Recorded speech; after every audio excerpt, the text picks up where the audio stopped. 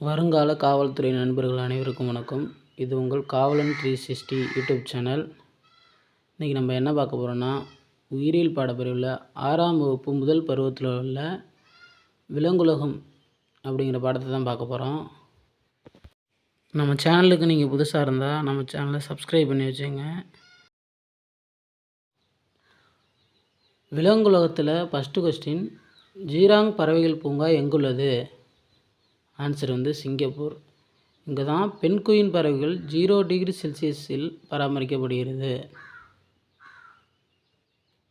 ரெண்டாவது question, amoeba, பாரமீசியம் மற்றும் Euglena போன்றவை ஒரு செல் உயிரினங்கள் ஆகும்.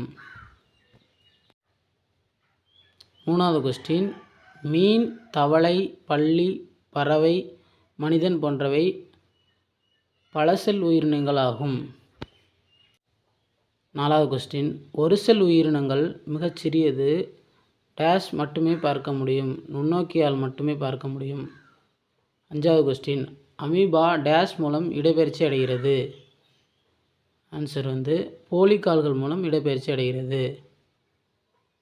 ஆறாவது கொஸ்டின், அமீபாவில் டேஷ் முறையில் சுவாசித்தல் நடைபெறுகிறது. ஆன்சர் எளிய பரவல் முறையில். ஏழாவது கொஸ்டின், பாரமீசியம் டேஷ் மூலம் இடப்பெயர்ச்சி செய்கிறது. ஆன்சர் குறு இலைகள் மூலம். எட்டாவது கொஸ்டின், யூக்ளினா டேஷ் மூலம் இடப்பெயர்ச்சி செய்கிறது.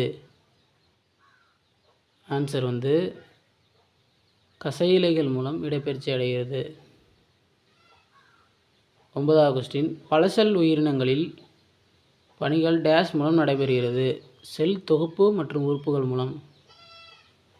பத்தாவது கொஸ்டின், மீன்கள் டேஷ் மூலம் சுவாசிக்கின்றன. ஆன்சர் செவுள்கள் மூலம் சுவாசிக்கின்றன. 12வது கொஸ்டின், இருவாழ்விகளுக்கு எடுத்துக்காட்டு தருக. ஆன்சர் தவளை.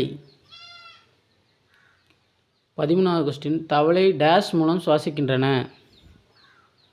வாய்க்குழி மற்றும் நுரையீரல் மூலம். 14வது கொஸ்டின், தலையை முழுமையாக சுழட்டும் தன்மை கொண்ட உயிரி. ஆன்சர் பல்லி. பல்லிகள் டேஷ் மூலம் சுவாசிக்கின்றன. ஆன்சர் நுரையீரல்கள் மூலம் சுவாசிக்கின்றன. 16வது கொஸ்டின், பறவைகள் டேஷ் போன்ற உடலமைப்பை பெற்றிருக்கின்றன. படகு. 17வது கொஸ்டின், பறவையின் முன்னங்கால்கள் டேஷாக மாறுபாடு அடைந்துள்ளன.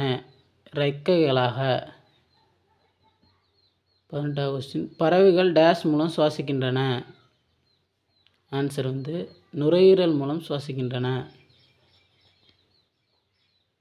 19வது கொஸ்டின், பறவைகள் ஒரே சமயத்தில் 2 கண்கள் மூலம் இருவேறு பொருட்களை காண முடியும். இதற்கு டேஷ் என்று பெயர். இருவிழி பார்வை. தமிழ்நாட்டில் வேடந்தாங்கல், கோடியக்கரை மற்றும் கூடங்குளம் ஆகிய இடங்களில் டேஷ் உள்ளன. பறவைகள் சரணாலயம் உள்ளன.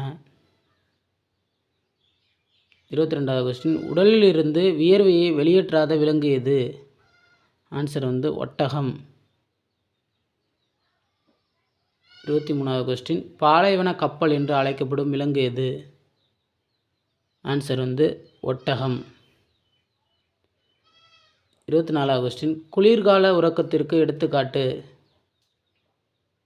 ஆன்சர் ஆமை.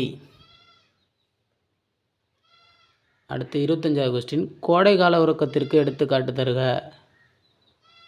ஆன்சர் நத்தை. 26வது கொஸ்டின், நீர் அருந்தாத உயிரினம் எது? ஆன்சர் கங்காரி எலி. விதைகள் மூலம் நீரை பெற்றுக்கொள்ளும். 27வது கொஸ்டின், நமது மாநில விலங்கு எது? ஆன்சர் நீலகிரி வரையாடு. நம்ம வீடியோவை பார்த்துட்டு ஒரு முறை புக்கை எடுத்து ரீட் பண்ணால் நம்ம எவ்வளோ கொஸ்டின் எடுத்திருக்கோம் என்னன்னு உங்களுக்கு புரியும். நம்ம வீடியோவில் புக் பேக் மட்டும் கொடுக்கல, புக் பேக் மட்டும் நீங்கள் தேடி கண்டுபிடிச்சி ஆன்சர் பண்ணுங்கள். நம்ம வீடியோ பிடிச்சிருந்தா லைக் பண்ணுங்கள், ஷேர் பண்ணுங்கள். நன்றி, வணக்கம்.